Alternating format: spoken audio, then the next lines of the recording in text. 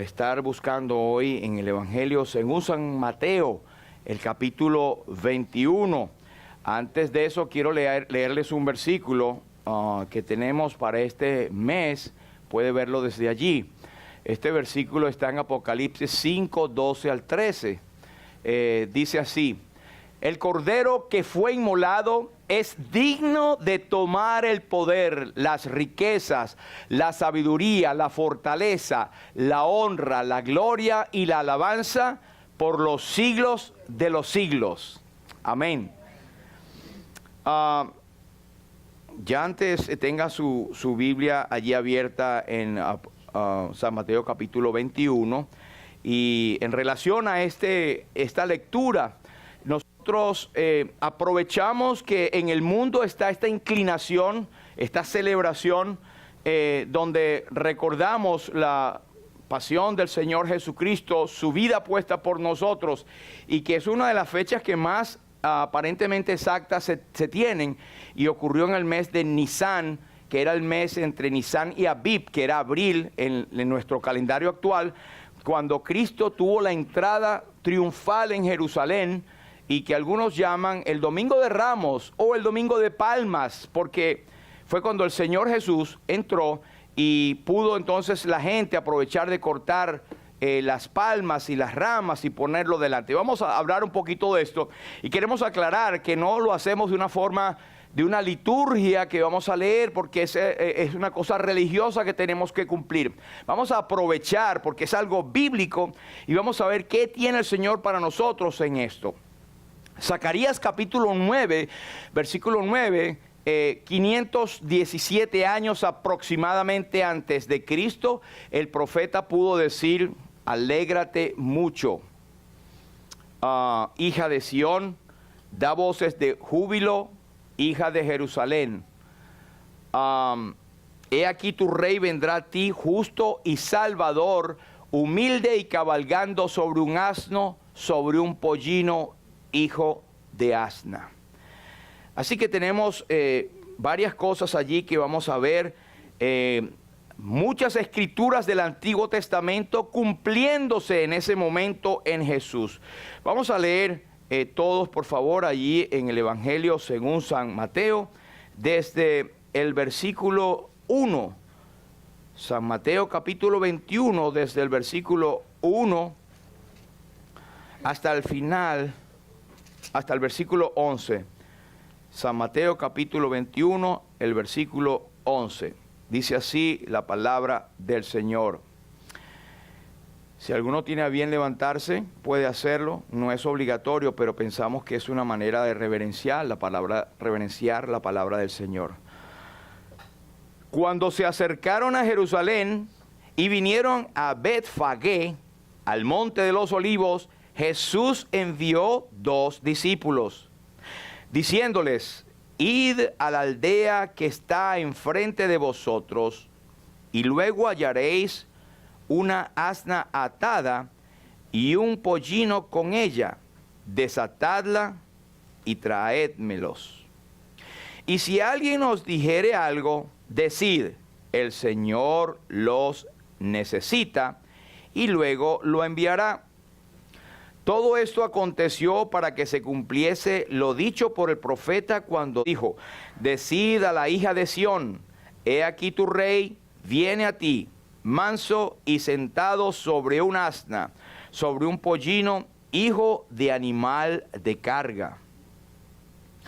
Y los discípulos fueron e hicieron como Jesús le mandó.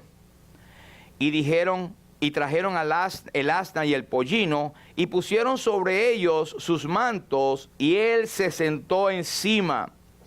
Y la multitud, que era muy numerosa, tendía sus mantos en el camino, y otros cortaban ramas de los árboles y las tendían en el camino. Y la gente que iba delante y la que iba detrás aclamaba diciendo: Hosana al Hijo de David, bendito el que viene en el nombre del Señor, hosana en las alturas. Cuando entró él en Jerusalén, toda la ciudad se conmovió diciendo: ¿quién es este? Y la gente decía, este es el Mesías, el Rey. No, este es Jesús, el profeta de Nazaret de Galilea. Hasta aquí, que el Señor bendiga su palabra. Podemos sentarnos. Muchas gracias. Bueno, como dijimos, este capítulo se refiere a ese momento en la vida del Señor. Si conectamos la profecía de Daniel, esta es el cumplimiento literal de la semana 69 de Daniel. Y después de en Daniel 9 nos dice, y le será quitada la vida al Mesías. El Señor estaba ya presto, estaba listo. En el capítulo 20, si usted tiene su Biblia allí, vea el versículo 17. El Señor Jesús habla a sus discípulos perfectamente consciente de lo que le esperaba. Y Él dice a sus discípulos, subiendo Jesús a Jerusalén, tomó a sus 12 discípulos aparte en el camino y les dijo, he aquí subimos a Jerusalén y el Hijo del Hombre será entregado a los principales sacerdotes y a los escribas y le condenarán a muerte y le entregarán a los gentiles para que le escarnezcan, le azoten y le crucifiquen, mas al tercer día resucitará. Una cosa bien impresionante es que, aunque no lo dice el Evangelio de Mateo, lo dice el Evangelio de Lucas en el capítulo 16.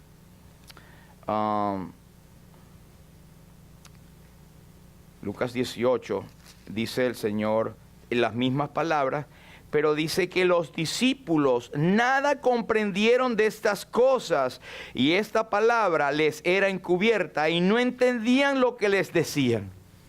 El Señor les decía, vamos a entrar en Jerusalén y se cumplirán todas las cosas escritas acerca del Hijo del Hombre, pues será entregado, será maltratado, será escupido, le dará muerte, mas al tercer día resucitará. Cumpliendo así con la profecía del Antiguo Testamento, pero también específicamente de Daniel, cuando él habló que después de la entrada triunfal profetizada por Zacarías y por Isaías también, se le iba a quitar la vida al Mesías después de aquella entrada triunfal. Pero después que Cristo entra en Jerusalén de esta forma, pues él purifica el templo. Allí entra y saca a aquellos ladrones que estaban, o aquellos hombres que estaban haciendo la casa de su padre, cueva de ladrones. También maldice la higuera al día siguiente cuando fue a recoger fruto y no tenía. Y era una tal vez profecía de Israel que había estado dando y recibiendo todas las bendiciones de Dios y era estéril Israel. Por eso es que la bendición de la apertura de la salvación pasó hacia nosotros. Y no tenemos que ser judíos, ni tenemos que estar inclinados al judaísmo, pero sí saber que de Jesús o de los judíos viene la salvación. Amén. Aquí también, cuando él entra después de esta entrada triunfal, él responde a los principales sacerdotes, a los fariseos y a los saduceos, aquellas corrientes religiosas muy fuertes que estaban siempre buscando cualquier cosa a Jesús para matarle. Pero pudieron haberlo hecho en cualquier momento, pero no podían porque no había llegado la hora y Cristo, como Dios, sabía perfectamente cuándo la hora había de llegar. También es en esa semana que él expone las dos parábolas. ¿Se acuerdan de las vírgenes insensatas y las vírgenes prudentes? Hablando de aquellas que tenían el Espíritu Santo, el aceite para alumbrar en sus lámparas, hablando de la insensatez y de la religiosidad de muchos que teniendo el recipiente, que es su propia alma, no querían ellos ser abiertos por el Espíritu Santo. Pero también habla el Señor Jesús de dos tremendas parábolas que hoy conocemos, que esa parte de las 10 vírgenes, también de los talentos. Y nos llama la atención que el Señor lo está diciendo justo antes de su muerte. 5 días después de haber entrado triunfalmente por las puertas de Jerusalén, esa misma multitud que le clamó, oh, sana, bendito el que viene en el nombre del Señor, estaba también levantando las manos diciendo: crucifícale, crucifícale, no tenemos más rey que al César. Lo cual nos deja una lección importante, porque en este mundo muchísima gente celebra. Usted no sabe cuántos miles de millones están en este momento, sobre todo en Latinoamérica, pero en partes del mundo, el famoso Domingo de Ramos. Están fuera, están tirando ramos. Esas pobres palmas quedaron peladas porque todo el mundo está tirando ramas, y es una procesión religiosa estructuralmente sin sentido, y dicen: bendito el que viene en el nombre del Señor. Y muchísimos de los que están allí claman: Señor, hosana, y no tienen a Cristo como Salvador. Lamentablemente van al infierno con los ojos abiertos. ¿Qué es lo que salva? Tener unas ramitas, echar y decir: Señor, qué bendito eres, hosana. De hecho, esta palabra hosana es una de las pocas palabras que en hebreo está en el Nuevo Testamento. Recordemos que el Nuevo Testamento fue escrito en griego y en arameo, pero se usaban palabras en hebreo también. Una de ellas es esta, hosana, que quiere decir Dios salva. Pero en el contexto histórico se había tergiversado un poco y está hablando de: Señor, sálvanos ahora. Lo que ellos estaban diciendo cuando Cristo entró fue: líbranos de la opresión del imperio romano, sálvanos ahora, si eres ese Mesías que viene a libertarnos. Tenía esa mezcla de que venían era a tener un reino literal en ese tiempo, que iba a ser físico y que Cristo iba a reinar y quitarles de la pobreza. Señor, líbranos de la opresión, quítanos los impuestos, defiende nuestra causa social en el nombre de Jehová, y entonces serás bendecido y alabado. Qué mala información tenía. Usaban lenguaje religioso, y hoy día vemos mucha gente que usa lenguaje religioso. Casi todo el mundo tiene: Dios mío, Dios santo, si Dios quiere, Diosito mío, te alabamos, Yeshua, el eterno, cualquier denominación. Pero muy pocos tienen realmente a Cristo como Señor y Salvador. Él vino para buscar y salvar lo que se había perdido. De tal manera amó Dios al mundo, para que todo aquel que en él cree no se pierda, mas tenga vida eterna. Este relato de la entrada triunfal del Señor es uno de los que está en los 4 evangelios. Los 4 evangelios hablan sobre el pollino, hablan sobre, solamente aquí en Mateo habla sobre el asna y el pollino también, pero esto ocurrió 5 días antes de su muerte. Jesús había estado antes en Betania, donde recordemos que había tenido una cena, y María, la hermana de Lázaro, le había ungido los pies. Era como que si proféticamente estaba preparando al Señor para la muerte, ungiéndole los pies al Señor. Pero también hubo unos pasajes antes de esa entrada, cuando usted ve en el versículo 29 del capítulo anterior: al salir ellos de Jericó, les seguía una gran multitud, y 2 ciegos estaban sentados en el camino, y cuando oyeron que Jesús pasaba, clamaron. Pero si usted busca bien, algunos piensan que hay discrepancia en esto, porque aquí dice cuando salió de Jericó, y en Lucas nos habla de Bartimeo cuando entraba en Jericó, pero habían 2 Jericó en aquel momento. Y se trata exactamente del mismo hecho, pero el que más hablaba era Bartimeo, y Lucas lo expone. Pero una cosa interesante es que estos ciegos, aunque no tenían la visión física, cuando ellos preguntaron, especialmente Bartimeo: ¿qué es lo que pasa? Oigo una bulla, oigo un escándalo, un ruido. Cállate, que está pasando Jesús Nazareno, o Jesús de Nazaret. Cuando ellos, o Bartimeo, escucharon que era Jesús de Nazaret, que es la misma palabra que usa la gente dándole respuesta a los que preguntaron: ¿quién es este que está entrando en un pollino por la puerta oriental del Monte de los Olivos? Le dijeron: es el profeta ese de Nazaret. ¿De Nazaret puede venir algo bueno?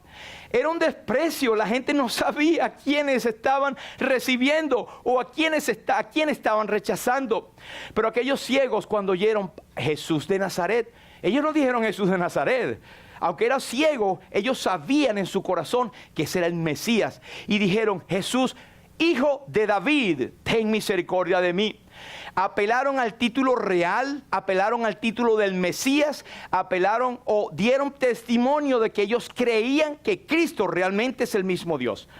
Tú, hermano, amigo que estás acá, ¿Sabes que este Cristo que nosotros decimos, adoramos, levantamos las manos, y tú puedes estar con nosotros también levantando las manos a Dios, y Él recibe adoración? Pero lo que Dios quiere primeramente de la humanidad es que crean en Cristo como Señor y Salvador. Podemos tener la posibilidad de creer en Jesús, entre paréntesis, Jesús de Nazaret, que es muy distinto a Jesús, hijo de David, que es reconocerle como el Mesías y como el Dios portentoso, el Dios que vino. La misma declaración de Pedro cuando Jesús dijo, ¿quién dicen los hombres que es el Hijo del Hombre? Él no dijo, bueno, Jesús de Nazaret y uno de los profetas. Él dijo, tú eres el Cristo, el Hijo del Dios viviente. Y bajo esa base, Cristo dijo, sobre esa base edificaré mi iglesia, y las puertas del Hades no prevalecerán contra ella. Por eso es que hoy predicamos a Cristo como Señor y Salvador, como el mismo Dios hecho carne, como el Verbo que habitó entre nosotros, y vimos su gloria, gloria como la del unigénito Hijo del Padre, lleno de gracia y de verdad. Cristo vino al mundo para salvarte a ti y a mí. Y no es como un simple profeta, no es como un hombre bueno que vino por allí, que hizo milagros, que es un hombre que dividió la historia. Y a propósito, estamos viendo con tristeza cómo la historia que ha sido dividida en antes y después de Cristo. No sé si los hermanos notaron que cuando el guía judío, cuando estuvimos en Jerusalén, hablaba de esta era, no decía antes o después de Cristo, decía la era común. De alguna manera están tratando de erradicar al Cristo de la historia. Y está bien, Cristo de la historia, no lo creas. Pero Cristo realmente vino, y es el Cristo, el Señor, que vendrá en un momento dado, ya no montado en un pollino, sino vendrá en un caballo blanco en victoria. Y vendrá en juicio para que, en cuanto a nosotros, Él nos rescatará. El Señor Jesucristo vendrá para levantar a su iglesia, y luego vendrán los juicios sobre este mundo, ya no como un hombre montado en un pollino que representaba la servidumbre y la pobreza. Ahora Cristo vendrá con poder y gloria a salvar a los que le esperan, y al que no se halló inscrito en el libro de la vida será echado en el lago que arde con fuego y azufre, que es la muerte segunda. Predicamos el infierno, sí señor. ¿Sabe usted que el infierno es una de las enseñanzas que Cristo más habló? Inclusive más que el dinero, más que cualquier otra cosa, habló del infierno. Y es una doctrina real y creemos esto. El que no se haya inscrito en el libro de la vida será lanzado al lago que arde con fuego y azufre, que es la muerte segunda. Pero continuando acá, el Señor Jesús después, antes de llegar al viernes, a los sitios, al momento de la crucifixión y su rechazamiento final, Él habla al pueblo acerca del castigo inminente. Usted recordará cuando luego que Pilatos decía, pero este es vuestro rey. Ay, vuestro rey es de crucificar. Él decía, ellos dijeron, no tenemos más rey que el César. Su sangre sea sobre nosotros y sobre nuestros hijos. Y sabe que eso se cumplió literalmente. En el año 70, el historiador Josefo habló de la destrucción de Jerusalén.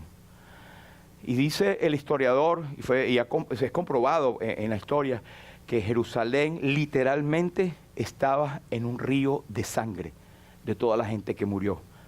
De todo eso que clamaron, su sangre sea sobre nosotros y sobre nuestros hijos. Estos muros de Jerusalén jamás van a caer.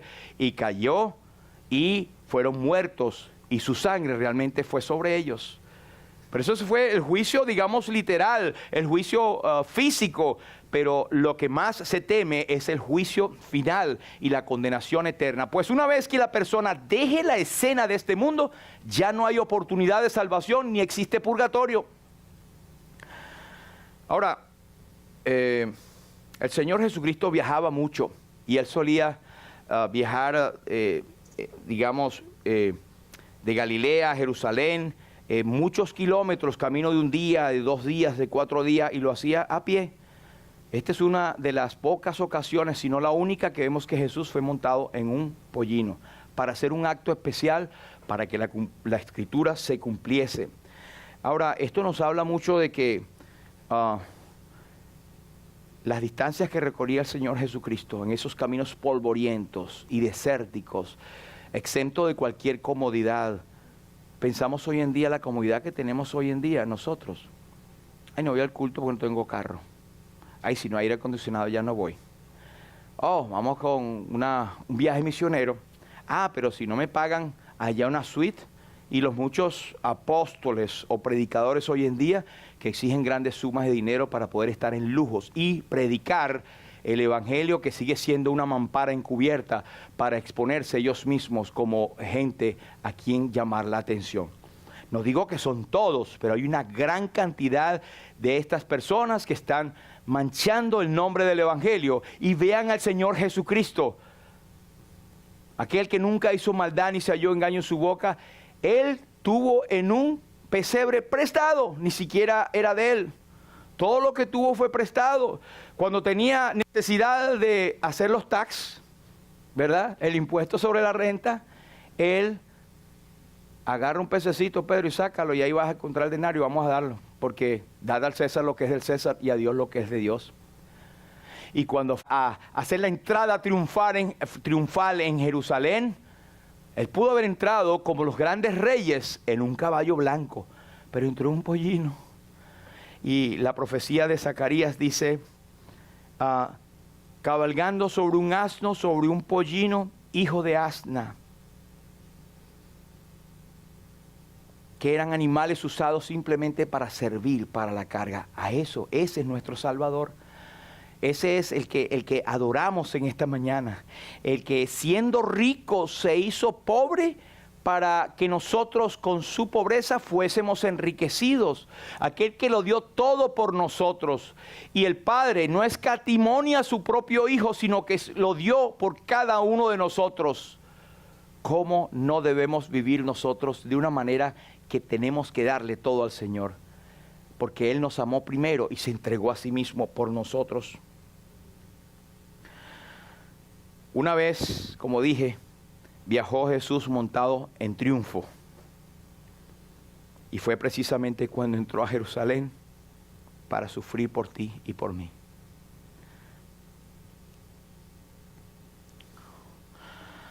Ellos nada comprendieron. Jesús había cruzado desde Jordán, desde Perea, y había llegado a Jericó. Saliendo de la ciudad, consiguió a estos hombres. El repaso es que estos hombres, aunque eran ciegos, tenían la visión espiritual de quién era el Mesías. Celebramos el Domingo de Palmas, ¿verdad? La entrada triunfal de Jerusalén. Y miles de millones latinoamericanos y gente en el mundo celebra y se paran y hacen misa o reuniones y tiran las palmas. Pero creemos en Cristo como el Hijo del carpintero, el Jesús de Nazaret, o al Hijo de David, el Mesías prometido, el Dios hecho carne. Ahí está la tremenda diferencia. Cuando ellos empezaron a clamar Hosana al que viene en el nombre del Señor, ellos luego, 5 días después, demostraron con sus hechos lo que realmente tenían en su corazón cuando gritaron Hosana. Pues ellos gritaron crucifícale. Y esta es la historia de muchos en el mundo hoy en día. Cualquiera tú le preguntas si es, sí, yo creo en Dios, sí, Él es mi Señor y mi Salvador, pero sus hechos demuestran que son culpables completamente de la muerte de Cristo y están expuestos a la condenación. Están como gritando, crucifícale, el que murió no es por mí. La buena noticia es que Cristo murió por nosotros y que puede su muerte ser imputada a ti como salvación si tú le aceptas como Señor y Salvador. Y al creyente en Cristo esto es una lección también. Porque el creyente en Cristo como que muchas veces nos desviamos también un poco para ver a Jesús de Nazaret. ¿En qué sentido? Oh, sí, es mi Salvador, pero tengo un problema. Ay, ¿a quién iré? O vamos a adorar al Señor. Ay, que tengo otras cosas que hacer. Y vamos a orar. Es que es muy poquito. Hay una hermana aquí que me da risa porque ella, cuando alguien se acerca a ella para orar por ella, por esa persona, y dice, sí, haz una oracioncita por allí. Ninguna oracioncita. Vamos a orar al Señor. Así que la oración eficaz del justo puede mucho. Pero lo que quiero decir, hermano, es que tenemos que poner a Dios en su lugar. En este Domingo de Palmas, ¿dónde tienes tú al Señor? ¿Dónde lo tienes? Ahora, en respecto a esta aldea donde estaba el burrito sabanero, el burrito estaba allí con su asna, ¿verdad? Su madre. era en una aldea que se llama Betfagé. Y es una aldea que no se oye más en el Antiguo Testamento y en el Nuevo, en excepción de los Evangelios. Era una aldea tan apagadita, una aldea tan pobrecita, que dice una historiadora, dice, estaba en un terreno bajo, pantanoso, y era un lugar pequeño y pobre que constaba solo de una hilera de casas a cada lado de la carretera. Así se describía Betfagé. Hoy en día hay una iglesia allí construida por los franciscanos que se llama la iglesia de Betfagé, pero piensan que era en las ruinas donde estaban eso. Usted ha pasado por pueblos, ¿verdad? Donde pasa un pueblo y esos pueblitos, en nuestros países, esos pueblitos llaneros, algunos que pasan y hay 3 casitas en la carretera nada más. Bueno, este era un sitio así. Sin embargo, esto nos da una lección. El Señor está escogiendo de donde iba a ser algo que le iba a servir a Él, de lo más pobre. Y nosotros queremos siempre lo mejor, ¿cierto? Ah, no, sí, eso es muy poquito para mí. Pero para mí, no, Señor, que se lo deja a otro.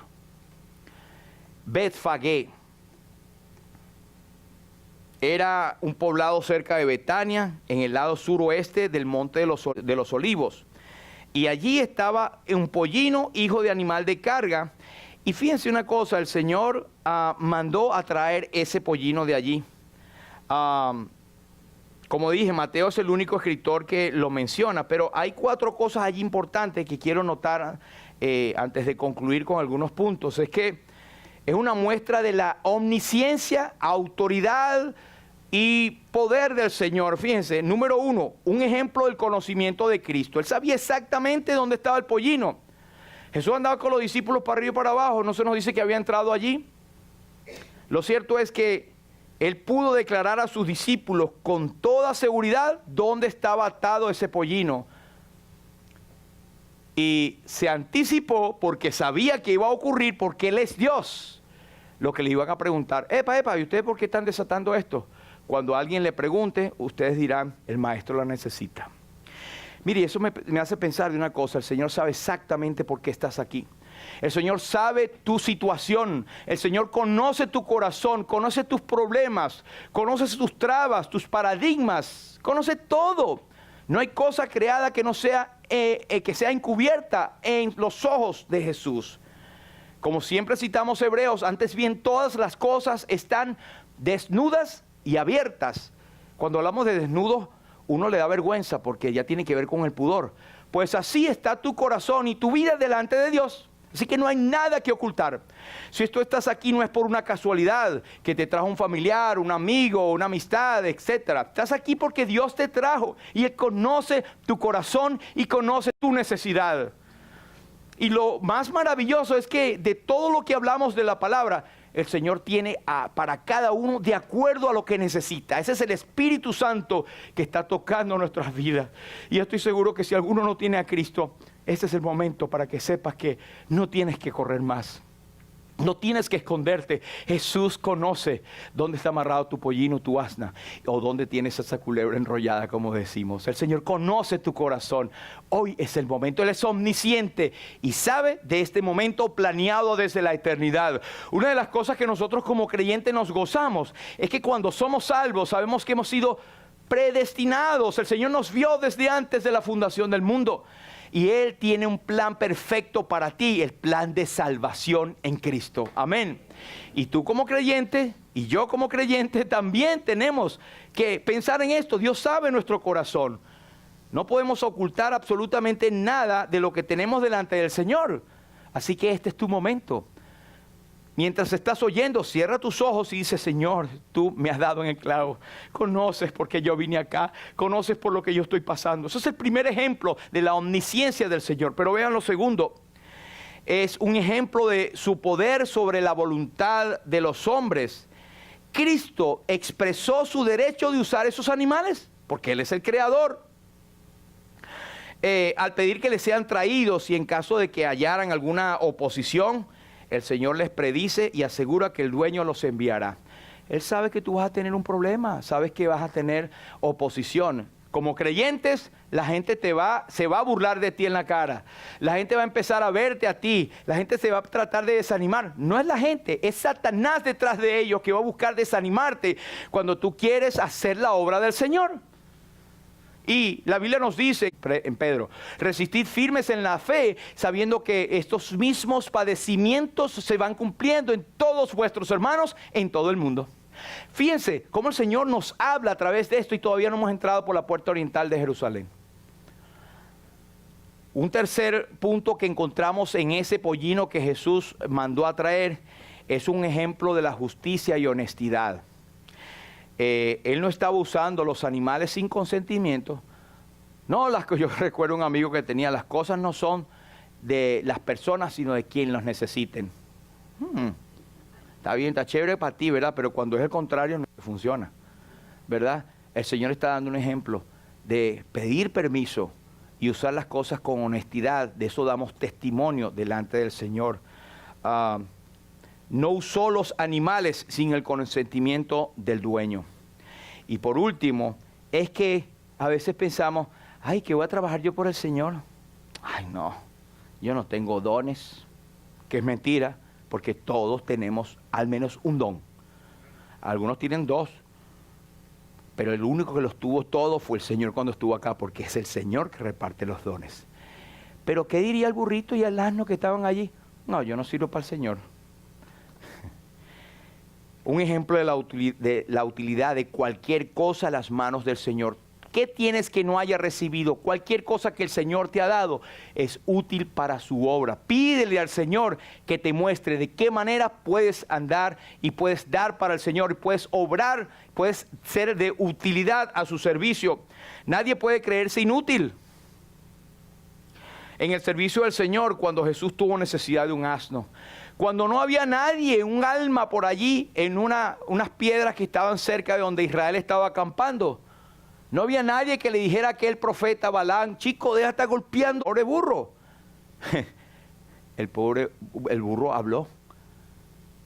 ¿Ustedes quieren que un burro nos hable a nosotros? Mira, hasta yo hablé y tú no hablas por el Señor. Así que hay lecciones que son importantes acá. Y como citamos al principio, ya conocéis la gracia de nuestro Señor Jesucristo, que por amor a vosotros se hizo pobre, siendo rico, para que vosotros con su pobreza fueseis enriquecidos. Cualquier cosa sirve para la obra del Señor. ¿Qué tienes en tus manos cuando Moisés y Aarón estaban ante la presencia del Señor? Todo lo que tienes en tus manos es útil para la obra del Señor. Nosotros mismos, pero hay una condición. El creyente tiene que purificarse para ser instrumento limpio, vaso de barro, pero útil y limpio al servicio del Señor. Así que si a veces queremos servir al Señor, no hay impedimentos, sí lo hay. El impedimento es que no servimos con un corazón limpio delante del Señor. Tenemos cosas que confesar, tenemos cosas en nuestra vida que no hemos arreglado. Yo soy de la idea que hay que arreglar primero para poder ser un instrumento útil, limpio en las manos del Señor, porque todo creyente tiene el potencial de trabajar para el Señor. Hemos sido hechos y creados para su gloria en Cristo Jesús. Amén. ¿Qué nos para? Nosotros mismos. Creamos barrera. ¿Y sabe qué? Cuando no estamos en plena comunión con el Señor, con pecados ocultos o pecados que nos paran, no podemos servir libremente al Señor, sencillamente.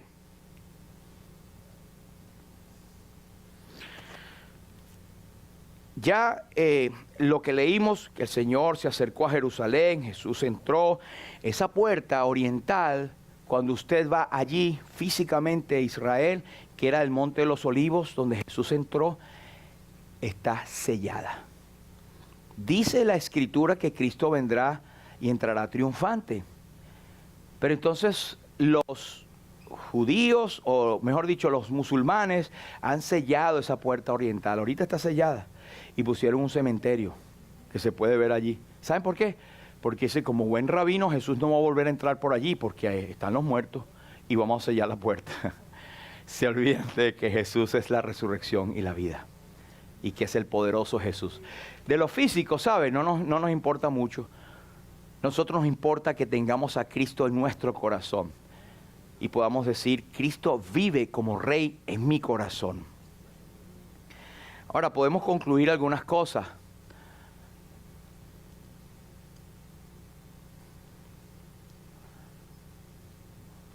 Número 1, faltaban 5 días para ser crucificado y él lo sabía perfectamente.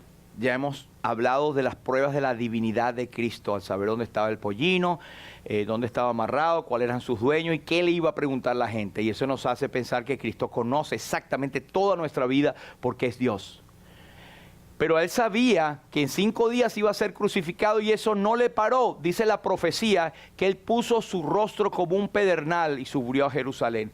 Es decir, como que se fajó a sí mismo sabiendo lo que le esperaba. Y se los dijo a los discípulos, vamos a subir a Jerusalén y me van a matar, me van a violentar y van a crucificarme y al tercer día voy a resucitar. Así clarito. Y los apóstoles dijeron, no sé qué estás hablando, Señor. Le entregarán a los gentiles para que le escarnezcan, le azoten y le crucifiquen, mas al tercer día resucitará. ¿Qué pensaba? ¿Qué pasó en el corazón del Señor? Sabía lo que le venía y sin embargo, lo sabía con más detalle que cualquiera de nosotros puede pensar. Que los creadores de la película de Mel Gibson, que lo ponen de una manera y se quedan años luz atrás. Pero Cristo sabía exactamente lo que iba a pasar, el dolor terrible que enfatizamos. No era tanto el dolor físico, que era espantoso, que ningún otro ser humano lo hubiese resistido. Dicen los médicos que han hecho tesis acerca de la muerte de Jesús, que eso fue una muerte espantosa, la manera que él estaba crucificado, los pulmones estaban comprimidos y tenía que afincarse en los clavos para poder respirar. Eso fue una agonía tremenda. Le iban a escarnecer y lo sabía. Pero más allá de ese sufrimiento estaba el sufrimiento de que Dios le iba a desamparar. Dios iba a apartar su rostro para ampararte a ti y a mí. Dice Lamentaciones, no os conmueve a cuantos pasáis por el camino. Mirad y ved si habrá dolor como mi dolor, porque Jehová me ha angustiado en el día de su ardiente furor. Así que nosotros tenemos que hacer como dice Hebreos, considerad aquel que sufrió tal contradicción de pecadores contra sí mismos para que vuestro ánimo no se canse hasta desmayar. No, yo estoy cansado, es que ya no puedo seguir en esta vida, se burlan de mí. Considera al Señor lo que pasó. Número 2, el Señor estaba triste. Él decía a los discípulos, de un bautismo tengo que ser bautizado, y cuánto me angustio hasta que se cumpla. Los discípulos otra vez no sabían qué bautismo era, ser sumergido en las aguas de la muerte, ser sumergido en la ira de Dios. Pero él decía, ¿cómo entonces se cumplirían las escrituras de que es necesario que así se haga? Él tenía que hacerlo, él sabía exactamente lo que había escrito el Espíritu Santo, dirigido por él mismo como Dios. Recuerden que hay un solo Dios, pero 3 personas, Padre, Hijo y Espíritu Santo, que comparten los mismos atributos de santidad, deidad, todo. Y él sabía lo que le venía. Es necesario nosotros que con más diligencia atendamos a las cosas que hemos oído, no sea que nos deslicemos. Sabemos lo que dice la palabra, no somos ciegos. Él tenía que cumplir con toda la Escritura. Es necesario que a través de muchas tribulaciones nosotros entremos en el reino de Dios. Porque ¿sabe qué? Al creyente le van a venir tribulaciones. Algunos pasan liso, ¿verdad? Se van rápido, ¿verdad? El apóstol Pablo decía, yo quisiera estar con ustedes acá, ¿verdad? Pero para mí el vivir es Cristo y el morir es ganancia. Y estar en la presencia del Señor es muchísimo mejor. Número 3. Las profecías se cumplen al pie de la letra, para que se cumpliese lo dicho por el profeta cuando dijo. Todo exactamente se cumplió literalmente cuando Jesús vino. Así que, ¿usted tiene alguna duda de que se va a cumplir lo que Cristo ha dicho, que todavía está por cumplirse? Que el que cree en el Hijo tiene vida eterna, que el que oye mi palabra y cree que me envió no vendrá a condenación, sino que tendrá la vida eterna, que al que no se halló inscrito en el libro de la vida será lanzado al lago de fuego. En 2 de Tesalonicenses nos dice que Jesús vendrá en llama de fuego para dar retribución a los que no obedecen el evangelio de nuestro Señor Jesucristo los cuales sufrirán pena de eterna perdición, excluidos de la presencia de Dios y de la gloria de su poder. Y todavía hay gente que dice, pero yo no soy tan malo. Yo tengo alguito de bueno cuando yo no bailo pegado, soy buen hijo, buen esposo, o nunca he tenido esto ni lo aquello, y trato de ser justo. No hay justo ni a uno, no hay quien haga lo bueno, no hay ni siquiera uno, por cuanto todos pecaron y están destituidos de la gloria de Dios. Buena noticia es que siendo justificados gratuitamente mediante la redención que es por Cristo Jesús, Señor nuestro. Y en ningún otro hay salvación, porque no hay otro nombre debajo del cielo dado a los hombres en el cual podamos ser salvos. Predicamos a Cristo y que todo lo que Él dice se cumplirá porque se ha cumplido.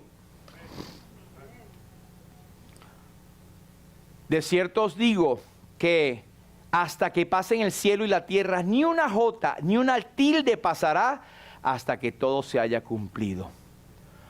Fiel es el que prometió y cantamos, grande es la fidelidad de Dios. Número 4, por una razón extraña, Él permitió las muestras de alabanzas de corazón de aquellos que luego desearían su muerte. Y esto está ocurriendo a gran escala. ¿Cuánta gente ahorita no está alabando a Dios? Y Dios lo permite, porque toda criatura es hecha para la gloria de Dios. Pero no todo el mundo nace para ir al cielo. ¿Por qué se condenan? Porque Dios es malo. Si dio a su Hijo, ¿qué más quiere que dé? Lo entregó en el Calvario por todos nosotros. Pero si tú rechazas el único medio de salvación, no importa cuán adorador seas, no importa cuán bueno hayas sido, y esto se repite a escala mundial. Él permitió que aquella gente le dijera, Hosana, el que viene en el nombre del Señor, que sabía que creían que era Jesús Nazareno. Oh, ven a libertarnos si eres el Mesías, si es que eres, bueno, libértanos de estos impuestos y de esto, Señor, Hosana, Hosana. Crucifícale, crucifícale. A vuestro rey he de crucificar, no tenemos más rey que César. Usted que está acá, no todo el que me dice Señor, Señor, dice Jesucristo, entrará en el reino de los cielos, sino el que hace la voluntad de mi Padre. Examínate a ti mismo, me examino yo mismo. ¿Estamos haciendo la voluntad del Padre? Si decimos que Cristo es nuestro Señor, ¿estamos andando como Él dijo que anduviésemos? Sí, más o menos, voy a la iglesia. La iglesia no salva. La iglesia es una demostración de que tú estás queriéndote acercar a Dios y donde todos los creyentes imperfectos nos reunimos para adorar a Dios y aprendemos, porque allí es donde vive Jehová bendición y vida eterna y donde todos los dones se desarrollan y se descubren. Pero no salva a nadie, pero sí se oye el mensaje de salvación. Pero ¿cómo está tu vida en privado? ¿O eres creyente evangélico en la iglesia y después el fin de semana no lo eres o el resto de la semana?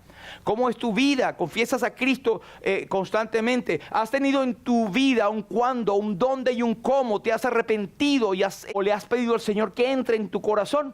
Si no lo has hecho, estamos en una buena noticia. Todavía hay momento de salvación. Y Él dice, y aquí yo estoy a la puerta y llamo. Si alguno oye mi voz y abre la puerta, entraré a Él y cenaré con Él y Él conmigo. Deja entrar al Rey de Gloria.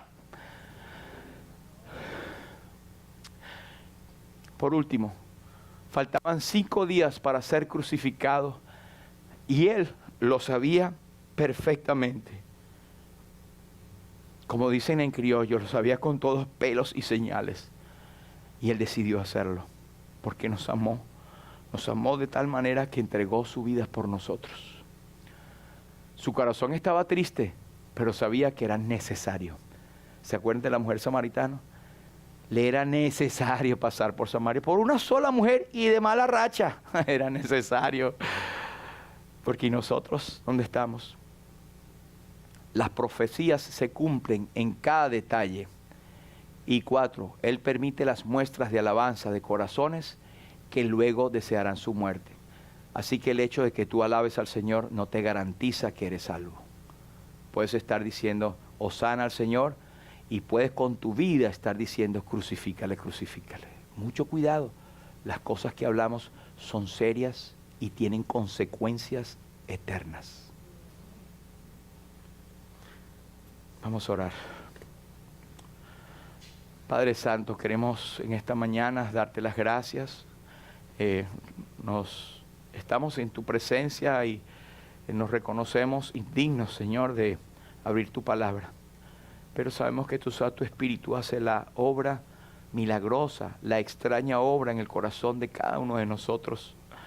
Señor, hemos aprendido en este pasaje, cuando el Señor fue recibido por aquella multitud, como muchos después con su vida demostraron un rechazo. Señor, líbranos de este tipo de actitud, aún a los creyentes.